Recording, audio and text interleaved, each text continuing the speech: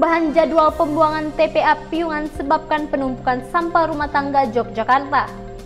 Antisipasi banjir, BPBD tingkatkan pantauan debit air Sungai Code Yogyakarta. Larangan pemasangan alat peraga kampanye di Yogyakarta. Selamat siang pendengar, Break Time News kembali hadir di sela-sela aktivitas Anda. Bersama saya Kayla Azahra yang akan memberikan berita aktual terpercaya. Akan kami rangkum dalam Break Time News.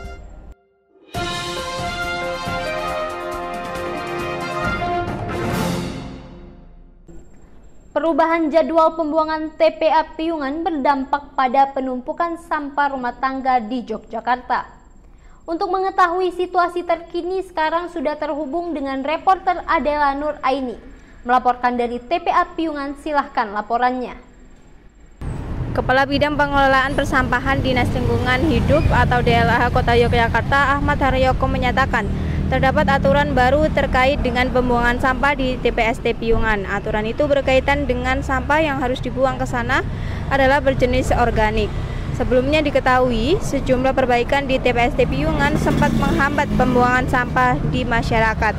Akibatnya sampah kembali menumpuk di sejumlah titik khususnya di Kota Yogyakarta. Oleh sebab itu, DLH Kota Yogyakarta meminta kepada masyarakat khususnya Kota Jogja untuk bersedia memilah sampah masing-masing sebelum akhirnya nanti dibuang ke TPS dan depo sampah yang ada dan dibawa oleh petugas kebersihan. Terkait pembuangan sampah ke TPST Piungan sendiri, sebelumnya diberitakan macetnya pembuangan sampah ke TPST Piungan beberapa hari lalu karena disebabkan TPST Piungan tengah memasuki masa pemeliharaan dan perbaikan pemeliharaan dilakukan Balai Prasarana Permukiman Wilayah atau BPPW untuk instalasi pengolahan limbah lindi. Direncanakan perbaikan dilakukan hingga 6 bulan ke depan. Dari Piungan, Yogyakarta, Adela ini melaporkan. Berita selanjutnya, Pemkab Sleman targetkan realisasi retribusi parkir non-tunai pada 2024. Sudah ada reporter Nabima Azahra untuk menyampaikan laporannya, silahkan.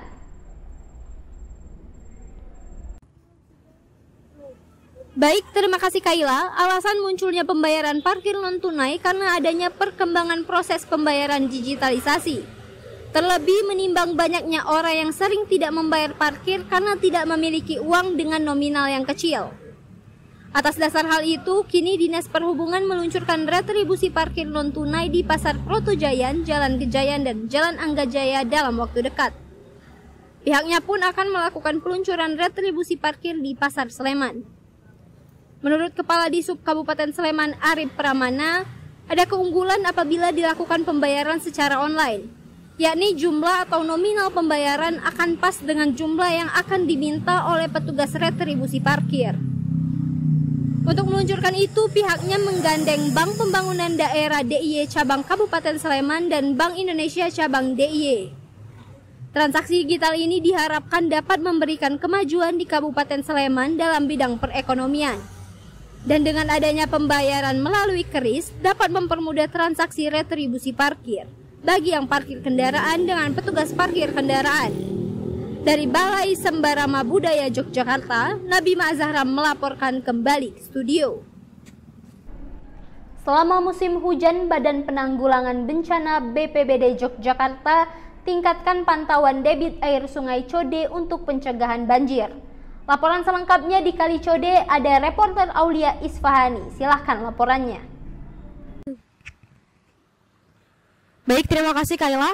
Pendengar, saat ini saya sudah berada di wilayah bantaran Sungai Code Yogyakarta, yang dimana menjadi salah satu tempat pemantauan debit air sungai oleh BPBD Yogyakarta guna mengantisipasi banjir. Aliran air diketahui memang sudah mulai meningkat sepanjang musim penghujan dan juga akan ada beberapa tim relawan yang memantau aliran di beberapa sungai di wilayah Kota Yogyakarta dan Kabupaten Sleman. Pemantauan debit air antara lain dilakukan di Sungai Gajah Wong, Sungai Code, serta Sungai Winongo. Selain memantau debit air sungai, petugas juga melakukan pengecekan rutin untuk memastikan perangkat sistem deteksi dini berfungsi dengan baik. BPBD mengatakan bahwa bencana hidrometeorologi seperti banjir dan tanah longsor berpotensi terjadi selama musim penghujan yang bermula pada Oktober 2022 dan diperkirakan mencapai puncak pada Januari hingga Februari 2023. Selain itu, warga juga dihimbau untuk meningkatkan kewaspadaan apabila hujan lebat turun selama lebih dari 1 jam, serta tinggi muka air sungai meningkat. Dari Sungai Code, Yogyakarta, Aulia Nur melaporkan kembali ke studio. Pendengar jangan kemana-mana, nantikan informasi selanjutnya. Peraturan Wali Kota Yogyakarta melarang pemasangan peragaan kampanye. Sudah bersiap reporter Salsabila Hairun dan Akilatun Nabila. Tunggu informasi tersebut setelah jeda berikut ini, tetap di Break Time News.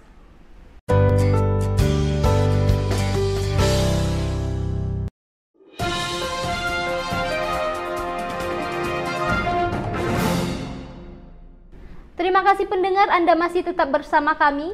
Berita selanjutnya melaporkan tentang perkembangan larangan alat peragaan kampanye di beberapa wilayah Yogyakarta. Peraturan Wali Kota Yogyakarta nomor 55 tahun 2018 mengatur bahwa beberapa wilayah Yogyakarta dilarang untuk dipasangi alat peraga kampanye. Untuk mengetahui situasi tersebut di beberapa lokasi sudah ada 2 reporter kami, Salsabila Hairun berada di Jokteng Wetan dan Akilatun Nabila berlokasi di Tugu, Yogyakarta. Untuk laporan pertama ke Jokteng Wetan terlebih dahulu sudah terhubung dengan reporter Salsabila Hairun. Silahkan Salsa laporannya. Baik pendengar, saat ini saya sedang berada di pojok Benteng Wetan atau yang banyak orang kenal adalah Jokteng Wetan. Tepatnya saya berdiri di pinggir Jalan Brigjen Katamso. Saat saya sedang menyusuri jalan ini mulai dari perempatan Jokteng Wetan hingga depan gedung Jogjatronik, saya melihat terdapat belasan bendera-bendera partai yang terpasang, yakni Partai Golkar atau Partai Golongan Karya dengan warna bendera kuning, Partai PDIP dengan warna bendera merah, dan Partai Demokrat dengan warna bendera biru.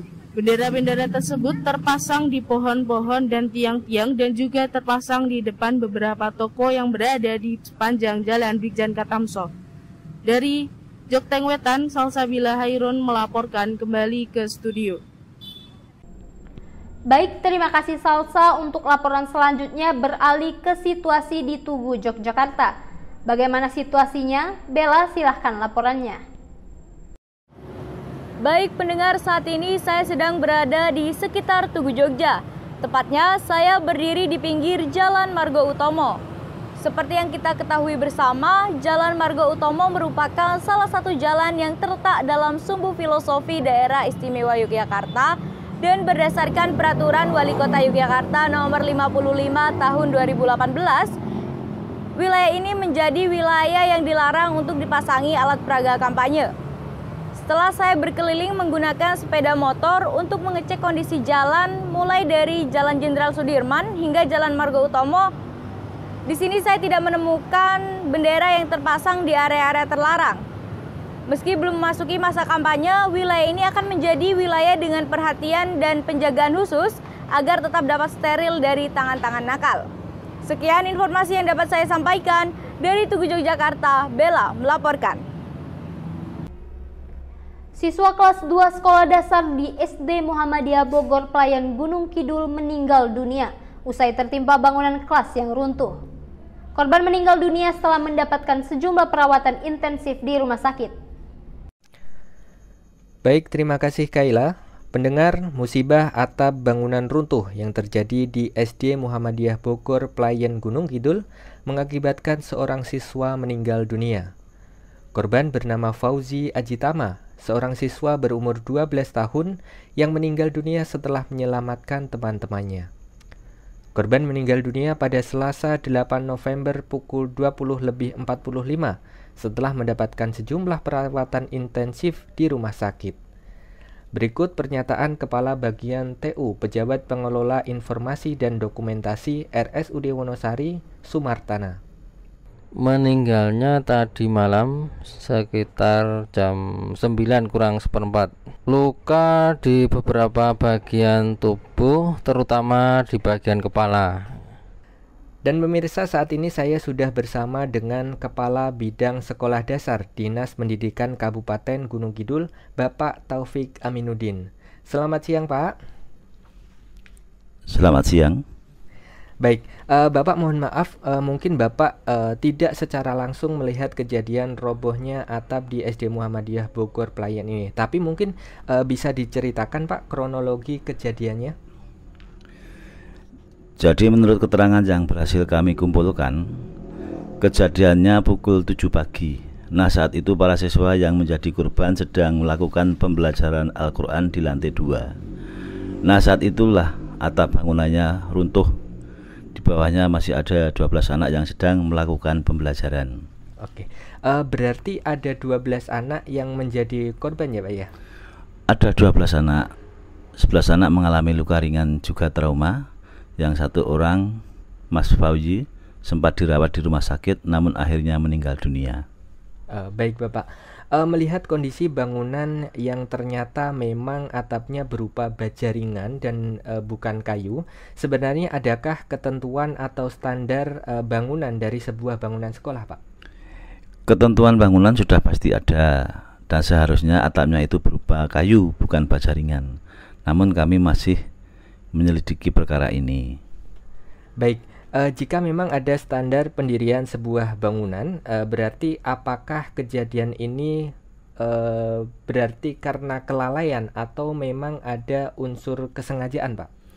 Untuk perkara ini kami bekerja sama dengan Polres dan masih menyelidiki apakah hal ini terjadi karena unsur ketidaksengajaan atau ketidaktahuan atau memang ada unsur kesengajaan. Baik, berarti dari Dinas Pendidikan sendiri sudah bekerja sama dengan kepolisian terkait kejadian ini. Berarti ini tidak menutup kemungkinan adanya pelaku dari kasus ini Pak? Untuk itu kami belum berani menyimpulkan dan kita masih menunggu informasi hasil penyelidikan dari pihak kepolisian. Baik, terima kasih Pak atas kesediaannya untuk saya wawancarai. Baik pendengar, itu tadi hasil wawancara saya dengan Kepala Bidang Sekolah Dasar Dinas Pendidikan Kabupaten Gunung Kidul, Bapak Taufik Aminuddin. Kembali ke Kaila di studio. Pada tahun ini Pupuk Kaltim mengadakan Festival Pangan Lokal 2022 yang diselenggarakan di Mangkunegaran, Solo. Untuk berita selengkapnya sudah ada reporter kami Bayu. Silahkan Bayu. Terima kasih Kaila. Baik pendengar, saya sekarang berada di Festival Pangan Lokal 2022 di Mangkunegaran, Solo yang bertema Tanah Sejengkal Panen Maksimal yang dilangsungkan selama 2 hari, yaitu pada hari Sabtu 12 November 2022 dan hari Minggu 13 November 2022. Menurut informasi di akun Instagram @festivalpanganlokal2022, acara ini digelar oleh Pupuk Kaltim, akan diramaikan dengan tenan makanan dan minuman lokal, pasar tanaman dan sayuran, kemudian ada lomba mewarnai, lomba pushback, dan berbagai acara kesenian lainnya. Dengar, sekarang saya bersama salah satu panitia Festival Pangan Lokal 2022 dengan Mas Rizky, betul? Ini sebagai apa ya di event ini gitu? Di sini sebagai bagian talent, bagian tenan. Bagian tenan sama booth. Di acara ini tuh tadi ngapain aja sih gitu? Oke, ini acara Festival Pangan Lokal. Ini 2 hari, Sabtu dan Minggu. Untuk hari ini tadi ada pertunjukan dari reok, kemudian dari pagi aja ya. Ada lomba mewarnai, kemudian lomba push bike itu untuk anak-anak SD sama TK. Kemudian siangnya ada pertunjukan magician, terus ada lagi dari timeless dancer, kemudian siang tadi ada reok, terus ada lagi dari band rock tadi salah satunya. Terus acara ditutup jam 5 hari ini untuk hari pertama kemarin. Kemudian ada opening dari kita penyelenggara sama dari PT Pupuk Kaltim. Sponsor. Kalau untuk dampak dari masyarakat antusiasnya gitu gimana sih Mas? Oke, untuk antusiasnya cukup bagus di sini karena untuk lokasinya yang di tengah kota, kemudian free, kemudian festivalnya juga berhubungan dengan masyarakat langsung. Festival pangan, terus kita pengen ngajak sebanyak-banyaknya di sini. Makanya kita undang tenan-tenan di sini juga berhubungan sama makanan, kemudian bahan-bahan makanannya, terus tanaman-tanaman yang berhubungan dengan makanan juga. seperti itu. Sebagai informasi tambahan pendengar, pada hari pertama Sabtu, pengisi acara ada Pecas Dae, Roy Jekonia, Woro Mustika, Tari Loro Blonyo, Lestu Bonoroto, dan Soreng Warangan. Sedangkan pada hari kedua, Minggu, pengisi acara ada Grasak Tutup Ngisor, Teater Surakarta, ada juga Reok Mancar Manggolo, dan Singo Bejo Gumular, Solo Judas, El Caso de Javu Magicsen, dan Tenles Dance. Dari Solo, Jawa Tengah, Bayu Pradipta melaporkan. Pendengar, semua informasi aktual terpercaya sudah kami laporkan untuk Anda. Jangan lupa dengarkan Break Time News setiap Senin sampai Jumat jam 11 waktu Indonesia bagian Barat. Saya mewakili kerabat kerja yang bertugas pamit undur diri. Selamat siang, selamat beraktivitas.